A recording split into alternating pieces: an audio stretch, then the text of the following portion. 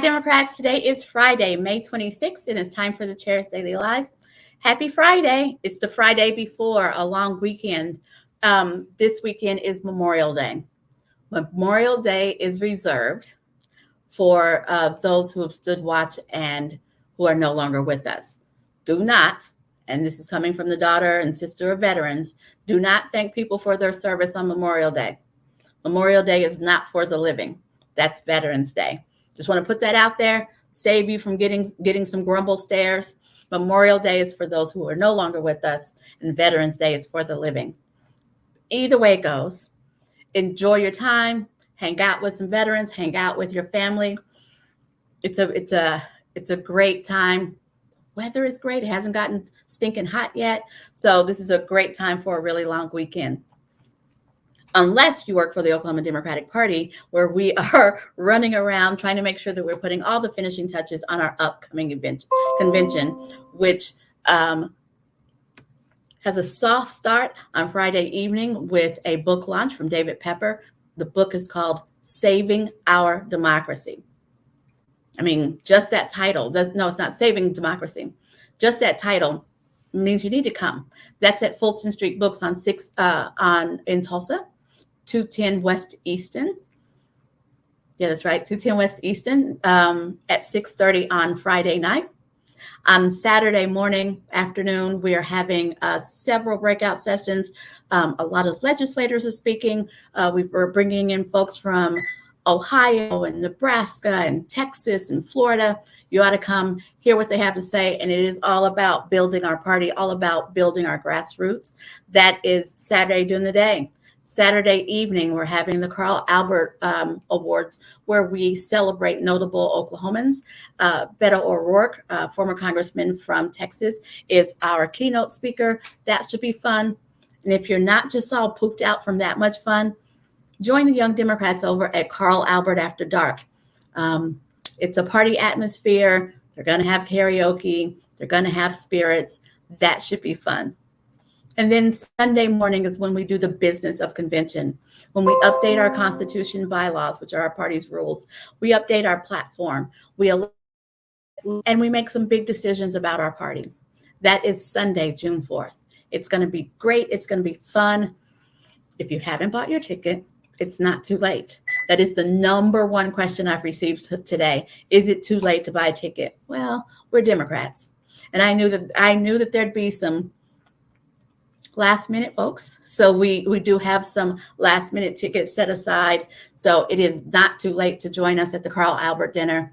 It's going to be fun. I hope that you come and you be a part of some of our constituency groups, all the different ways that you can join our party, particularly if you're from an underrepresented group. We're also having a breakout session where we're going to be having conversations about rural Democrats and meetings for our county officers to network and get to know each other and set up bonds so we can help each other over the next 2 years. That's happening on Saturday. It's going to be great. Now, today, I started out telling you today it's Friday, great day, great start for a long weekend. It is also Sine Die, which is the adjournment of our legislative session. Today is the last day of legislative session, and I'll tell you that our Democrats have been fighting since February, just fighting and shoring up their debate skills, shoring up all of their skills to capture bills so that they don't get passed. They've been working their hearts out. They deserve a long break after this. So thank you so much. It wouldn't hurt to send a thank you email to your legislators and thank them for all of their hard work, because the Democrats have to work harder. So send them a thank you. I think they greatly appreciate it. And for all the people through this whole entire legislative session, when I've been highlighting bills, or Oklahoma Policy has been highlighting bills, or Oklahoma Watch, or all the organizations that are aligned with our values have been highlighting bills, thank you. If you took the time to go to a lobby day and make sure that our legislators could hear from you, if you took the time to send an email to your legislator or called your legislator, wrote a long form letter to your legislator, thank you. They need to hear from us. They need to know what our voice is, and they appreciate the feedback. thank you for that work, and that's the work that we have to continue. Because, because I will say that this was one of the most dramatic legislative sessions that we had in a really long time. And it's we owe that to the elections of 2022.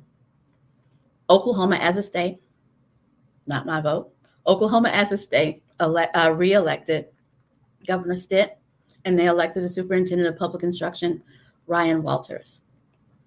Just if we look at the legislative impact of those two decisions, I could have talked every day about some new crazy piece of legislation that was a direct result of their actions, or some discussion in the legislature that was a result of their actions. No, most notably, why is the superintendent of public instruction trying to deliberately defund education? And it's not just me, the Democrat, who thinks it. It's the body of the legislature actually passed a couple of bills in this session that were aimed at making sure that the superintendent of public instruction does his job. They actually had to come up with legislation. He has a job description.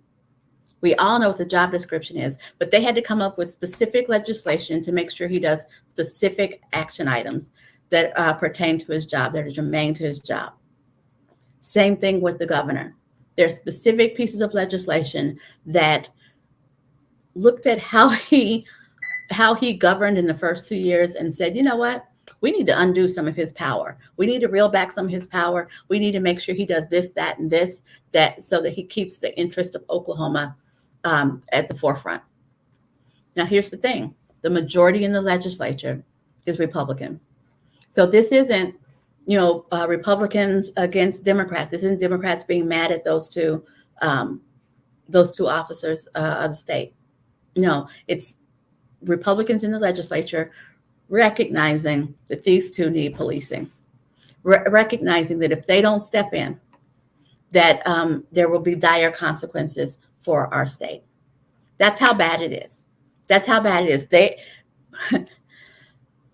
They elected the governor. They're proud of it because apparently, they've put a raise for both of these people in the budget, even though they know that they're not doing their job. And how do we know that they know? Because they set a couple of bills aside to make sure that those two individuals do their job. But this brings me back to this week's thing. It is important that we vote every time, and we vote multiple times. It is important that, because elections have consequences, and we're living, the governor and the superintendent of public instruction are the most visible examples of elections have consequences. We shouldn't have to have separate bills to tell those two people to do their jobs. But we do, because the folks who were elected aren't interested in doing the jobs they were elected for. And the legislature understands that they have to do their jobs in order to move our state forward. Elections have consequences. You need to vote every time, and you need to encourage everyone you come in contact with to register and vote every time. And that's what organizing in the Oklahoma Democratic Party is about.